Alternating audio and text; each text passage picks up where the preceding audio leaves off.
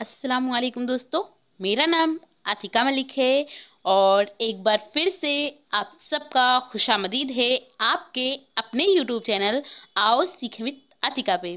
तो दोस्तों, आज की इस वीडियो में हम बात करने वाले हैं क्लास 10 उर्दू की और ये हिस्सा नज्म का 7वां चैप्टर है। इससे पहले जो छठा चैप्टर जो ईस्ट इंडिया कंपनी के फर्जिंदों के नाम था, तो अगर आप बुक में देखेंगे तो आपको उस चैप्टर के बाद अगला चैप्टर मिलेगा ए मादरे हिंदुस्तान, जिसको जमील मजहरी ने लिखा है।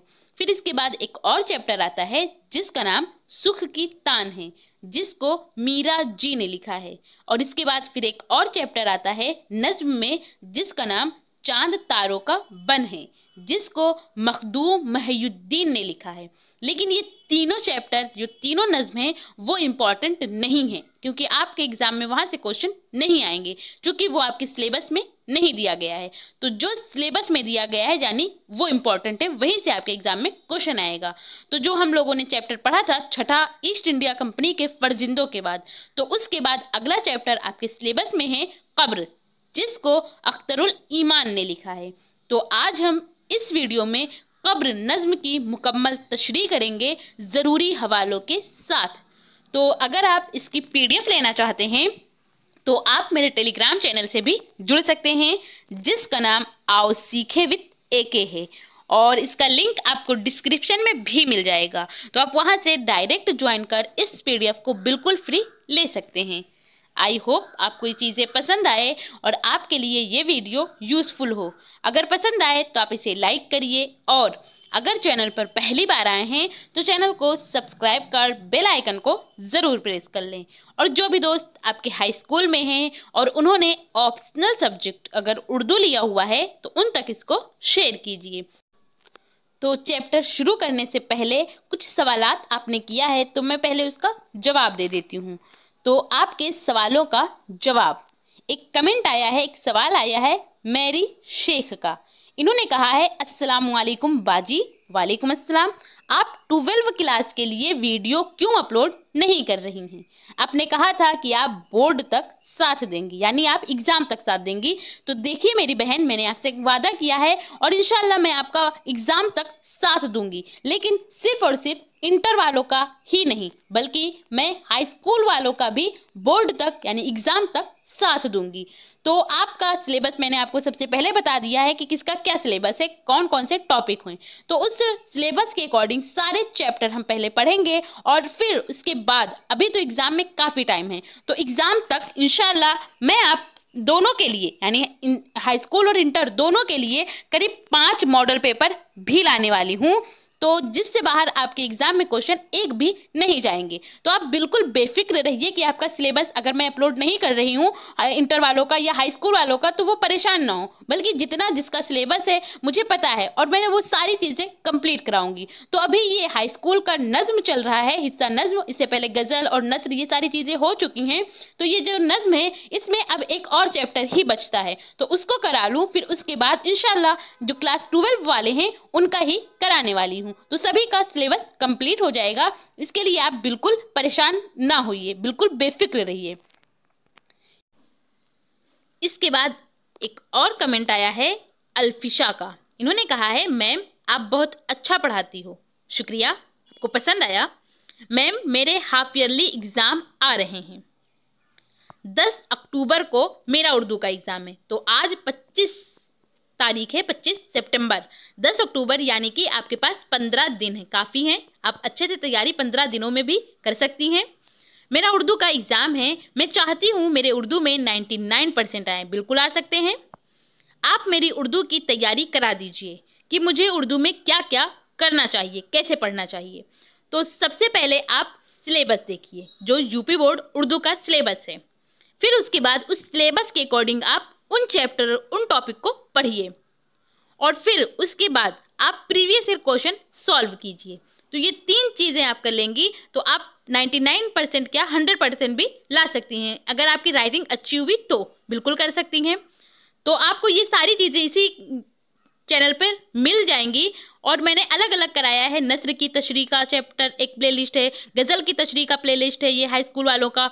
तो मैं ऐसा करूँगी कि एक ही प्लेलिस्ट में आपकी सारी चीज़ें डाल दूँगी उसमें आपका सिलेबस भी होगा और सिलेबस के अकॉर्डिंग जितने चैप्टर बताए गए हैं सिलेबस में उसके अकॉर्डिंग मैं सारे चैप्टर उसमें डाल दूंगी। तो आप देख लीजिए, पढ़ लीजिए, अच्छे से तैयारी करिए, बिल्कुल कर सकती हैं।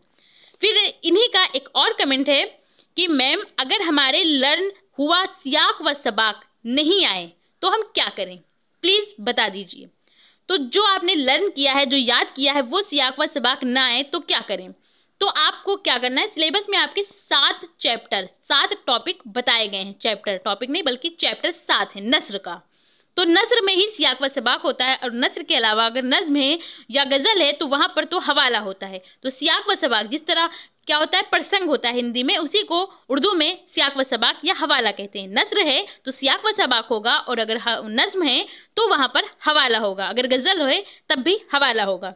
तो सियाक व सबाक आपको 7 जो चैप्टर हैं उन चैप्टर का नाम और उसको किसने लिखा है ये याद करना होगा। अगर आप इतना याद कर लेते हैं तो आप सियाक व सबाक बड़ी आसानी से कर सकते हैं, बिल्कुल कर सकते हैं, कोई मुश्किल नहीं। तो अब हम अपने सबक की तरफ चलते हैं। सबक है कब्र, जिसको अख्तरुल ईमान ने लिखा है।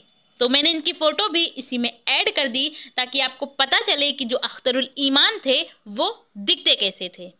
और इन्होंने इस नज़्म में कहा है कि अज्म के शहरों में एक शहर का है ये किस्सा। अज्म के माने हैं गैर अरब, मुराद है ईरान से। किससे मुराद है? ईरान से, यानी ईरान की बात हो रही है। तो ईरान के शहरों में एक शहर का है ये किस्सा। ये रफ़त व बूद का एक सिलसिला जो कायम है। रफ़त व बूद के माने क्या होता है? आना और फिर जाना, आना जाना। इससे क्या मुराद है?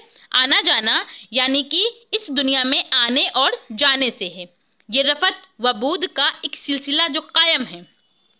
भंवर में जिसके हर एक चीज़ डूब जाती है, सुना है इसमें किसी कस्बे का रईस बड़ा।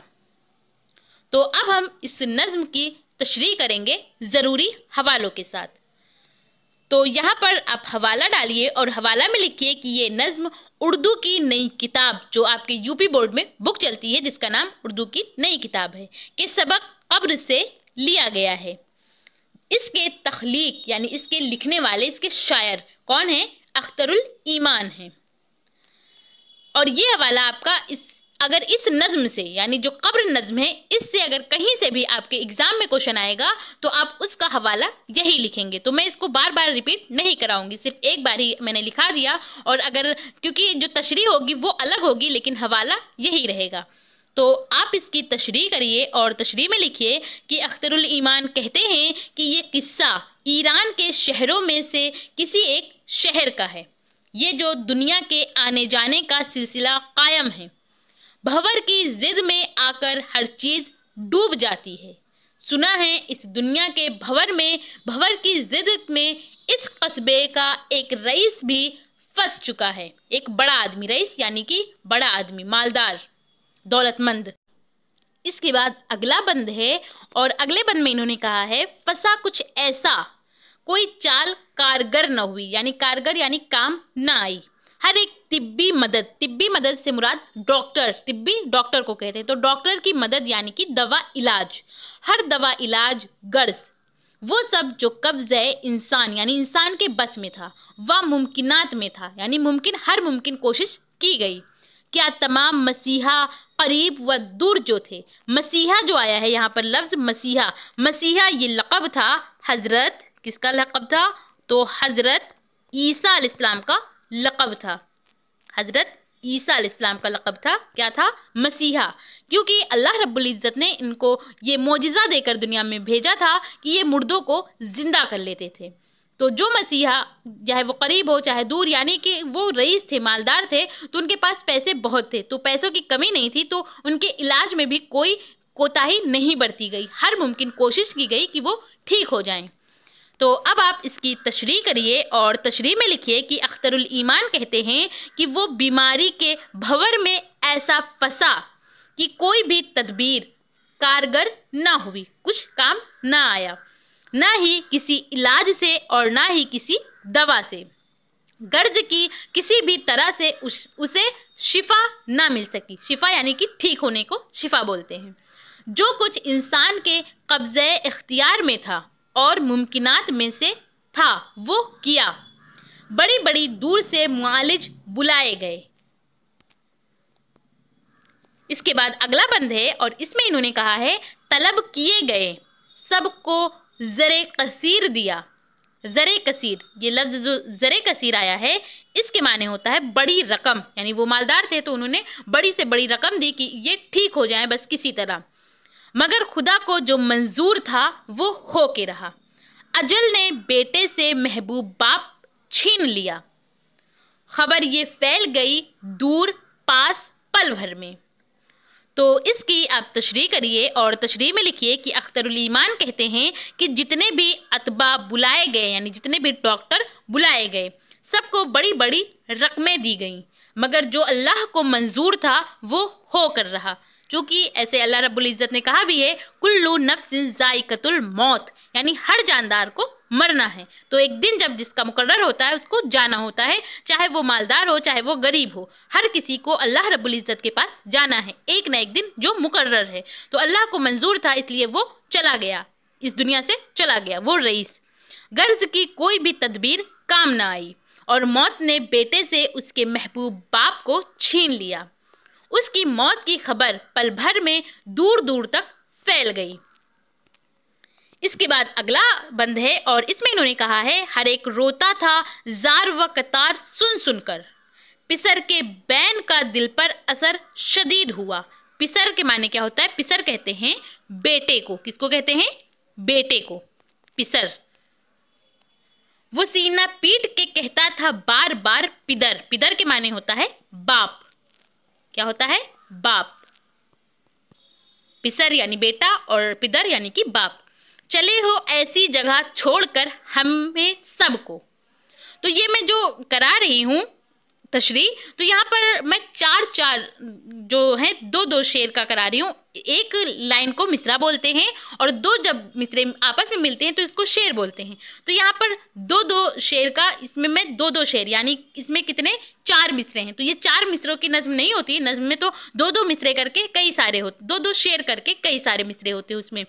तो इसलिए मैं यहाँ पर ये क्यों बता रही हूँ, क्योंकि एग्जाम में आपके क्वेश्चन पूछे गए थे वो वहाँ से था कि जहाँ इससे पहले अभी हमने 2 लाइन जो पढ़ा था उधर का कि खुदा को जो मंजूर था, ये वाला लाइन से लेकर पिसर के बैन का दिल पर असर शदीद हुआ, यहाँ तक भी पूछा गया है। और वो सीना पीट के कहता था बार बार पिदर, यहाँ तक भी पूछा गया है। तो जितना पूछा जाए हमको उतने की तशरीह करना है। तो यहाँ पर मैं जो दो शेर हैं उनकी तशरीह साथ में करा रही हूँ। तो अगर अलग से पूछा जाए तो फिर आप उसको जोड़ दीजिए, आगे का इधर का ले लीजिए और फिर पीछे का कुछ ले लीजिए, ऐसे करके लिख सकते हैं। ये नहीं कि हाँ यहाँ से तो लिखाया नहीं है, मैं इस सारा जो नज्म है उसका मुकम्मल तशरीह करा रही हूँ। तो जहाँ से आपके एग्जाम में पूछा जाएगा आप वहीं से उसकी तशरीह करेंगे। तो अब आप इसकी तशरीह करिए और तशरीह में लिखिए कि अख्तरुल ईमान कहते हैं कि उसकी मौत की खबर सुनकर हर शख्स जार व कतार रोता था। बेटे पर भी बाप के मरने का शदीद असर हुआ, यानी उसको बहुत ज़्यादा गम हुआ। बेटा सीना पीट कर बार बार कहता है कि ए मेरे वालिद, तुम हमें छोड़कर ऐसी जगह जा रहे हो। कैसी जगह? तो वो आगे है। और इस बंद में इन्होंने कहा है कि जहाँ ना दोस्त ना हमदम ना कोई मोनिस है, अंधेरी कोठरी होगी अकेले रहना है, न खाना पानी जहाँ है न रोशनी का गुजर, वहाँ पे जैसी भी गुजरेगी खुद ही सहना है। तो इसकी आप तशरीह करिए और तशरीह में लिखिए कि अख्तरुल ईमान कहते हैं कि जहाँ ना कोई दोस्त होगा ना कोई साथी और ना ही कोई हमदर्द, आपको उस अंधेरी कोठरी, यानी कि अंधेरी कोठरी से मुराद कब्र है, तो उस अंधेरी कोठरी में तन्हा ही रहना होगा। तन्हा यानी कि अकेले ही रहना होगा। उस अंधेरी कोठरी में ना खाना मिलेगा ना ही पानी और ना ही वहाँ रोशनी का गुजर होगा, यानी रोशनी भी नहीं आएगी। वहाँ तो जो भी गुजरेगी आपको तन्हा ही सहना है। इसके बाद अगला बंद है और अगले बंद में इन्होंने कहा है कि हर एक चीज़ को तरसोगे हाय हाय वहाँ। हाय हाय से क्या मुराद है? हाय हाय यानी कि हाय हाय किसको कहते हैं? हाय हाय अफसोस जाहिर करने को कहते हैं। हाय हाय इसको अफसोस को बोलते हैं। कोई मदद को न आएगा ऐसी दुनिया है। गरीब भी कोई शामिल था उस जनाजे में और अपने नूरे नज़र से मुराद यहाँ पर क्या है? अपने बेटे को भी साथ लाया था। कौन? एक गरीब उस मैयत में शामिल हुआ था और अपने बेटे को भी साथ लाया था। तो इसकी आप तशरीह करिए और तशरीह में लिखिए कि अख्तरुल ईमान कहते हैं कि मुझे अफसोस है कि आप कब्र में हर चीज़ को तरसेंगे। वो तो ऐसा आलम है कि वहाँ आपकी मदद को भी कोई ना आ सकेगा। उस रईस के जनाजे में एक गरीब भी शामिल हुआ था जो अपने बेटे को भी साथ लाया था। इसके बाद अगला और लास्ट का बंद है जिसमें इन्होंने कहा है, सुनी जो आह व बुका यानी उसके रोने को, चीखने को, चिल्लाने को, जो वो आह व पुकार कर रहा था, उसको सुनकर उसने कुछ नहीं समझा। कौन? वो जो गरीब का बच्चा था वो पलट के बाप से पूछा बहुत ही सादगी से, हमारे घर लिए जाते हैं क्या इन्हें बाबा? यानी ये जो रईस है, ये जो मालदार आदमी है, जो लेटा हुआ है, जो मर चुका है, तो ये कहाँ जा रहा है? उसका जो बेटा है वो तो कह रहा है कि तुम ऐसी जगह जा रहे हो जहाँ बिल्कुल अंधेरी कोठरी होगी, न खाना होगा, न पानी होगी, न रोशनी का गुजर होगा, और वहाँ जो कुछ होगा वो तुम अकेले ही वहाँ पर सहोगे, अकेले ही सहना पड़ेगा, कोई तुम्हारी मदद के लिए नहीं आएगा। तो उस लड़के को लगा कि ये हमारे घर की बात हो रही है। तो इसकी आप तशरीह करिए और तशरीह में लिखिए कि अख्तरुल ईमान कहते हैं कि गरीब के बेटे ने जब मरहूम रईस के बेटे की आह व पुकार सुनी तो पलटकर बहुत ही सादगी से उसने अपने वालिद से पूछा कि ए अब्बू, क्या ये लोग रईस के जनाजे को हमारे घर ले जा रहे हैं? तो इस तरह आज हम लोगों ने जाना कि जो नज़्म है कब्र, इसकी मुकम्मल तशरीह हमें कैसे करनी है ज़रूरी हवालों के साथ। और ये जो कब्र नज़्म है, इसके तख्लीक अगर आपसे एग्ज़ाम में पूछा जाए तो आप बताइए अख्तरुल ईमान है।